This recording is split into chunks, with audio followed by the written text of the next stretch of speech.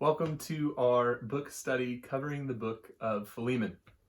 We have officially finished the book of Colossians. We finished that up last week, and we just are grateful that you would be with us here in this next book study that we're doing covering the book of Philemon. We've intentionally picked these three books as we talked about in the book study covering Colossians, Philemon, and Ephesians.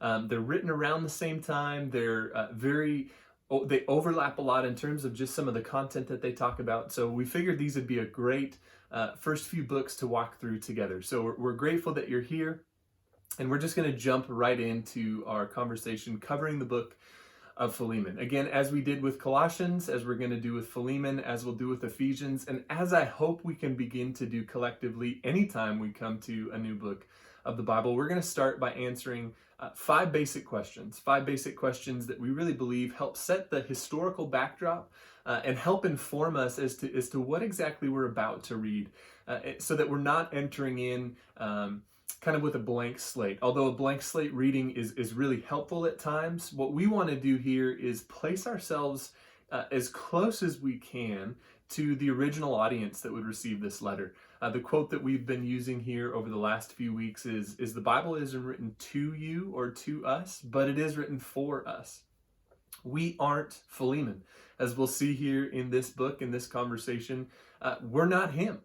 But there's still a lot of value in what this letter to Philemon says for us and how it would speak to us today. So our hope, our kind of the reasoning behind why we're doing things the way that we are with these five basic questions, again, is to just widen our foundation as we enter into new books of the Bible, maybe answer some of the tough questions on the front end so that as we're a few chapters in, or in our case, it's just one chapter, we're not going to be stuck in the middle of it wondering, well, what's really going on here? So again, with that, we're going to answer five basic questions, and the five questions are this: who wrote the book? To whom was it written? When was it written? In what style or genre type was it written? And finally, we're going to ask the question, why? Why was it written, or what are some of the main themes behind this letter? So let's jump in. Philemon, here we go. One chapter long. Let's do it.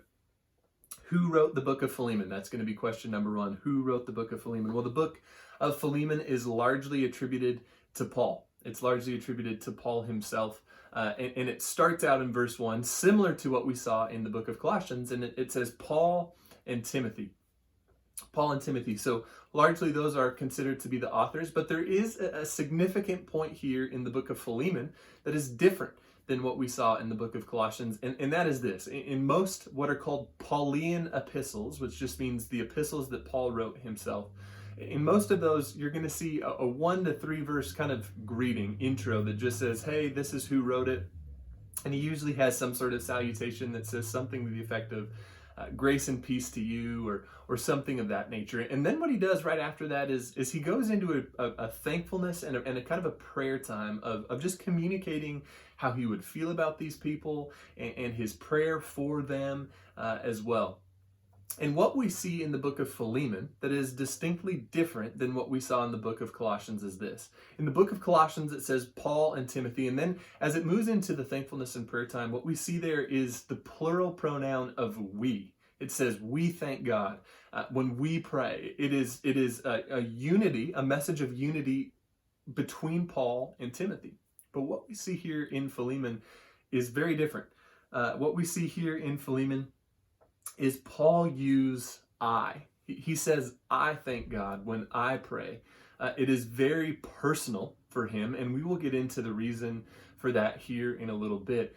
But I think that that's important for us to note because it's intentional, and I think it's going to set up the reality of some of what Paul might be doing here in the letter of Philemon that is different, and some of what Paul might actually even be relying upon here in the letter of Philemon that is distinctly different than that of the book of Colossians. And largely that's going to boil down to this reality that in the book of Philemon here, Paul is going to be relying upon his personal connection to Philemon. There is a wide range of people who would agree upon this reality that in some way Philemon and Paul had this relationship.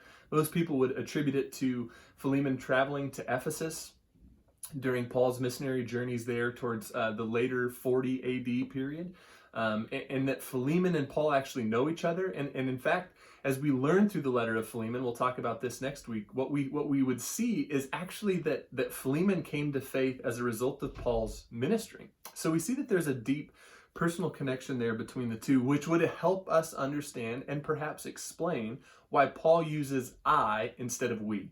Because what we know of Paul's first missional journey to Ephesus is actually that Timothy wasn't around, that he wasn't involved in Paul's ministry at that point. So Timothy and Philemon probably don't know each other, especially in the same way that Philemon and Paul would know each other, which would help, again, indicate to us why Paul would use I pray as opposed to we pray.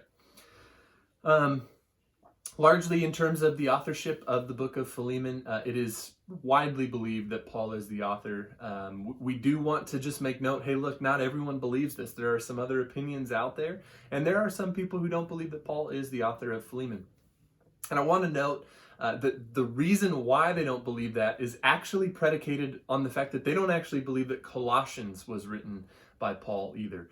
Even those who disagree with the Pauline authorship of the book of Philemon, what they do recognize is that there is so much correlation between the book of Colossians and Philemon itself that even though they might not agree that Paul wrote it, they largely agree that the same person wrote both of these letters. Their objections certainly aren't, they are valid in some sense, not because they're not making anything up. But again, I want, for our sake here, and I want you to just take a deep breath, that shouldn't stir up a ton of like fear in us. But I just again want to acknowledge that reality exists and not have it be something that might be a surprise to you. But not universally, but widely it is believed that Paul is the author of the book of Philemon. Question number 1 down. Who wrote the book? Paul and Timothy. Question number 2, to whom was it written?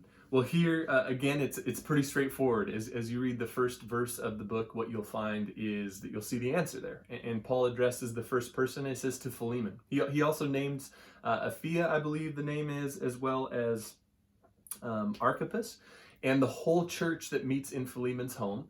And that's intentional, that Paul believes that it is valuable to recognize these people because he knows that they are all of the household of Philemon. But what we know from the bulk of the content of the letter is that outside of this initial greeting and the very end of the book of Philemon, that these people and the church, the message that is contained in the middle isn't for them. That's specifically for Philemon. But Paul's blessing, his thankfulness, his prayers, those certainly are attributed to the greater audience here. But the content of the letter primarily is to Philemon. As we press into Philemon a little bit, we don't know a lot about him. What we know largely is just teased out from this letter. And there's a few different beliefs out there just in terms of who Philemon was and what his role might have been. And in summary, they're this. We have, on one hand, we have that he is some sort of pastor or bishop or involved in the leadership of the church of Colossae.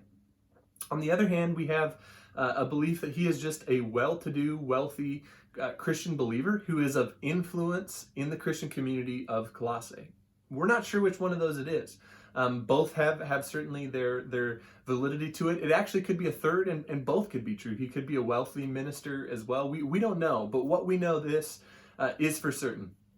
He's someone who is residing in Colossae, and he is a person of influence in the Christian community that's in Colossae. We know that for certain from what the letter would tell us about Philemon himself. Again, there is some discrepancy just about exactly who this Philemon guy is, but with, we'll get into that here in a moment, but with epistles, it's not as much concerned about building out every detail as much as it is just addressing a specific issue. So we might be asking questions of the Bible here that quite frankly, the Bible isn't interested in answering. What we do have, we know again that Philemon is someone who's involved in the Christian community of Colossae. We know that because he's hosting a church in his home. And we know that he's someone of influence because he obviously has, as the book of Philemon will tell us, he has bondservants, he has slaves. So he's someone of some sort of wealth. And it talks about the blessing and refreshment that he's been to the community. And there's some people who would believe that is through his generosity and through the generosity of his wealth, primarily, is what that refreshment would speak of there. But again, regardless of any of that, here's what we know definitively. He is a believer. He is of influence in the community of Colossae, and that he is the recipient, the primary recipient of the letter of Philemon. A bit about Colossae, the community with which Philemon would live, as well as the greater region known as the Lycus Valley. Colossae was a pretty important town in the Roman Empire in this area. The Lycus Valley actually sat in between a couple of mountain ranges. The Lycus River flowed in the middle. And on one side of the river, you had Laodicea, which we saw in the book of Colossians, is mentioned a few times. And Laodicea was kind of the center for wealth and for politics and for justice and for kind of the banking infrastructures, where Colossae was just kind of a more metropolitan area, if you will, at that time. And then right across the river from it was this region called Hierapolis. Now, Hierapolis was actually a junction city on a main road that led from this area, the Lycus Valley, up and over a mountain range to the community of Ephesus. And it was about 100-mile trek. So this was just a well-known area, given its location geographically, transferring people from this area to Ephesus. So this area would have been traveled. Largely, it was a prosperous area as well. And what we know from the book of Acts, this can be found in Acts 13 and in part in Acts 19, is we know that Paul and Barnabas were evangelizing this area of the Lycus Valley around 47 or 48 AD. And again, we know that from the book of Acts, Acts chapter 13 through Acts chapter 14. But we also know that Paul himself never actually went to Colossae. We know that he was ministering around this area. Again, Ephesus was one of Paul's major ministry areas. And some of the ministry leaders of Colossae, Philemon, a guy named Epiphras, who we talked a fair amount in Colossians, we'll talk a little bit about him as well towards the end of the book of Philemon. It's believed that they actually went and met up with Paul in Ephesus. And that's where kind of the ministry partnerships took place, was in Ephesus. So Paul never stepped foot in this area, it's believed, but he was very active in the greater region where Colossae was located. Question number 2, answer. To whom was it written? It was written to Philemon. Philemon is a person of influence, and Philemon is a believer who is integral in the Christian culture in the community of Colossae. When was it written? Again, for our purposes here, we're going to say that the book of Philemon was written around 60 to 62 AD, while Paul was imprisoned in Rome. We learn of this imprisonment again in the book of Acts. It's cool to see, as we've pressed in and studied and kind of referenced some of these things, how much the Bible actually tells us about other parts of the Bible. So we know this from Acts 21 through about 23, 24, 25. We see Paul's journey as he is captured in Jerusalem. We see that he is taken from Jerusalem to Rome, and we see that he spends about 2 years in imprisonment in Rome on some sort of house arrest. Now, this isn't that they put him up in like a 5-star hotel and he's just able to hang out and do whatever he wants. He certainly is under some arrest. There's speculation in terms of maybe he's in some chains, but he's not in like a prison cell. He is in some sort of house. But what we do know is that people were able to come and go somewhat freely during Paul's time of imprisonment here in Rome. So again, the book of Colossians, the book of Philemon, as well as the book of Ephesians are largely believed to have been written during this time. And if we'll note, the ending of the book of Colossians, as well as the ending of the book of Philemon, what we'll see here is a very similar cast, a group of people that's talked about. We see that Mark is referenced, we see that Epiphras is referenced, we see that Luke is referenced, we see that Demas is referenced, a guy named Aristarchus is referenced. The only person who's actually missing from that letter of Colossians to Philemon is a guy named Jesus or Justus. We know that Tychicus and Onesimus aren't actually referenced by name in the book of Philemon, but what we know from the book of Colossians is these are the men who are carrying the letters of Colossians and Philemon back to this community. So it makes sense as to why they're not listed in this way. So we have one name missing out of these 2 lists, which tells us that when these letters were written, largely the cast of characters were the same around Paul. Again, which kind of contributes to this thought, this reality, this belief that, hey, these books are really closely connected, both in terms of when they were written and who wrote them, and in the content that it might talk about as well. Question number 3, taken care of. When was it written? Sometime between 60 or 62 AD, when Paul was in house arrest in Rome. Question number 4, in what style was it written? Now, if you're joining us here on our study of Colossians, or even in the study here of Philemon, this might be a new question for you to consider. We talked about it a fair amount in our conversation, where we spent 4 weeks answering the question, very broad question, but what is the Bible? We talked about this idea of literary genres. And we think that it's a really significant and important discussion when it comes to the Bible. And here's why. When we go into Barnes & Noble, or you go into whatever bookstore you like, I was going to say Hastings, but they're not here in Missoula anymore. I don't know if they've... Anyway, that's neither here nor there. When you go into a bookstore and you go to the fiction section and you grab a fiction book and you come back and you open it, whether or not you are conscious of it, when you open that fiction book, here's what you know.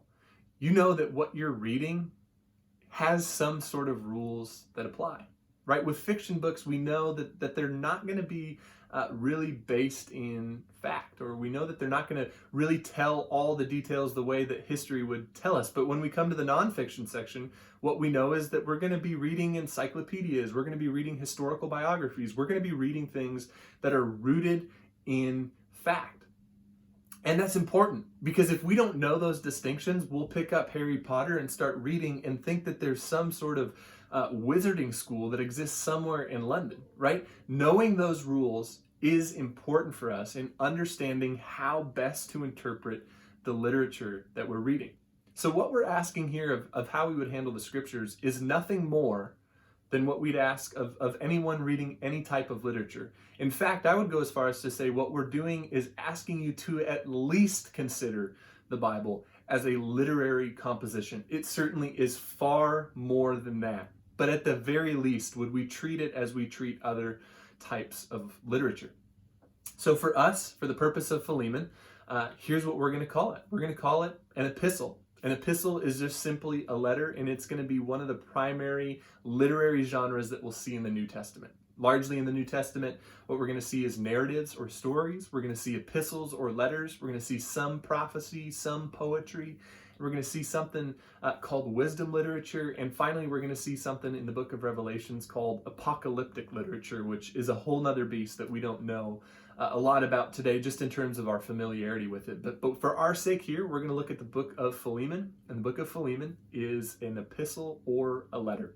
And with this comes some rules. Similar to when we open up a book, we know the rules. With an epistle, with a letter, here's some things that we know right away.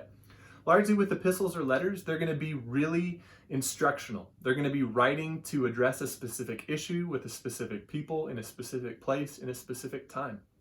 So what we should not expect of letters or epistles is to be an all-encompassing detail of all that is happening and all that would mean, because that's not the point. Think of it when you and I write a letter. When you and I might write a letter to correspond to someone, we are corresponding with a specific intent and agenda in mind.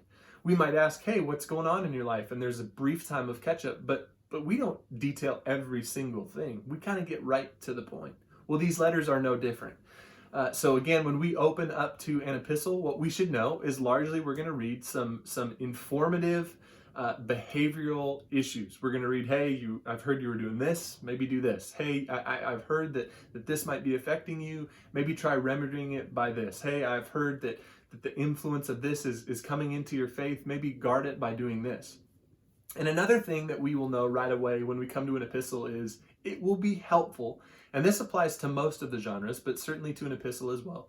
It will be very helpful for us to learn some historical context. Now, historical context is just saying, what else is going on around this time? What's going on in the community that this letter is being written to? What can I learn about the general theme of the letter or the purpose of the letter that will help me understand better what's being said? So those are just a couple of rules to consider as we walk into this book of Philemon, knowing that it is an epistle and in a letter form. Question number 4, in what style or literary genre type is it written? It's an epistle. It's a letter. And finally, we come to our last question covering the book of Philemon, and that is, what is the central theme? What's the purpose? Like, what is this book really trying to address? So here's a historical context overview of the book of Philemon. Paul, again, as we have already mentioned, is writing from his time in prison to Philemon. We know some of this from the end of the book of Colossians, but he's sending this guy named Tychicus and this guy named Onesimus back to Colossae.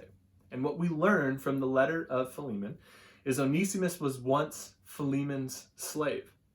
But in some form or fashion, Onesimus ran away and he went to Rome. We don't know if he went seeking Paul specifically. We don't know if he just went to shelter himself in Rome and kind of lay low for a while. But here's what we know. Onesimus comes into contact with Paul, and Paul actually ministers to him to the point where Onesimus would receive Christ through faith, and he would become a believer. And Paul uses Onesimus in his ministry. Onesimus is influential in ministering the gospel. But there is a burden that develops on Paul that Onesimus and Philemon, as brothers in the Lord, should be reconciled. That it is not right for them to have this discontinuity in their relationship. And so what Paul does is he sends Onesimus, a former slave, back to his master to be reconciled. And we learn a little bit about the context of all that in the book. And essentially, Paul asks Philemon, "Hey, would you treat Onesimus as you would treat me? And would you receive him as your brother and not your bondservant?" And then he actually asks him, as you'll find out as you read it, "Hey, would you send him back to me? And I would receive him as your gracious gift and contribution to ministering the gospel. And all that Onesimus would do would also be attributed to you." So that's a little bit of the context that we have around this book. And again, setting ourselves up with that 2 or 3 minutes of context, I believe will certainly help us as we read through the letter. So what are some of the key themes? I think perhaps the key theme in this book is forgiveness and reconciliation. This is so paramount in this letter, so much so that, again, Paul would back up what he would write in other epistles, in other letters, and he would kind of put his money where his mouth is, if you will. He would place himself, as we see, I believe it's in verse 17, he kind of places himself in the place of Jesus. And what I mean by that is Philemon is actually the only book, the only epistle of Paul where he doesn't reference Christ's death and resurrection. Instead, what Paul does is he places himself in between Philemon and Onesimus as kind of the reconciler. He tells Philemon, if Onesimus owes you anything, charge it to my name. I will pay it back, and that burden will be on me. Don't hold that debt against Onesimus. I will be the one to fulfill it. So Paul actually, again, shows us what it looks like to stand in the gap for somebody in that way. He shows us what it looks like to not just say these things about reconciliation, to not just say these things about forgiveness, but actually move towards that reality. And this is so significant, and we could just breeze by it, but can you imagine what it would be like for Philemon to receive Onesimus, who was a former slave who ran away? It's also believed in some way that because there was maybe this financial debt that Onesimus may have stolen something actually from Philemon. And Paul's asking Philemon, "Hey, would you not just receive him back as a bondservant, as a slave? Would you actually receive him as a brother? And actually, would you greet him as you would greet me?" This is a huge ask. And imagine Onesimus walking back into that community, walking back to his former master's house. That would be a heavy interaction. But again, this letter points us to the reality that in the gospel, and as a result of the gospel, we are to be reconciled to one another as we have been reconciled back to Christ. So that is perhaps the key theme in this book here of Philemon that we will see. And that is a wrap. 5 questions. Who wrote the book? To whom was it written? When was it written? In what literary or genre style was it written? And what was the purpose or main theme of the book? So that is a wrap on our conversation here over the book of Philemon. And now from here until next week, here's your homework assignment. Right below this video, right below this audio clip, what you're going to find is a link that will actually link you to some questions to consider as you read through the book of Philemon. I would encourage you to read through it a few times, 2, 3, 4 times, and really allow yourself to sit with the content of Philemon. There was a passage in Colossians chapter 3 that says, "And allow the word of God to dwell in you richly. That is our hope and our prayer for what we would do, not only for the book of Philemon, but anytime we come to Scripture. Allow it to dwell in us richly. Allow it to soak in, marinate. Be prayerful, be meditative about what the Spirit is trying to reveal to you. So the format will be this. Again, you'll read through, you'll answer some of those questions, and at the end, there's an application question. We really want to understand what's being communicated before we try to apply it. And the reason is we want to apply it appropriately. So we'll read through, we'll kind of ask some questions and maybe ask you to cross-reference and consider a few other portions of Scripture. And at the end of your time, you'll be asked an application question. How then am I to take what this book communicates and apply it in the here and now? And then finally, what we'll do is we'll say, hey, what did you learn about God? What did you learn about his character or an attribute about who he is? And we have 2 pages of attributes of the Lord for you to reference and really think through and consider as you process the book of Philemon. If you would like to join us next week for our Zoom call, that'll be taking place Wednesday at 6:30. So please feel free to join in via Zoom. We'd love for you to be a part of that. And we will see you hopefully next Wednesday, or if not, there will be another video here posted later next week. Thanks so much for tuning in.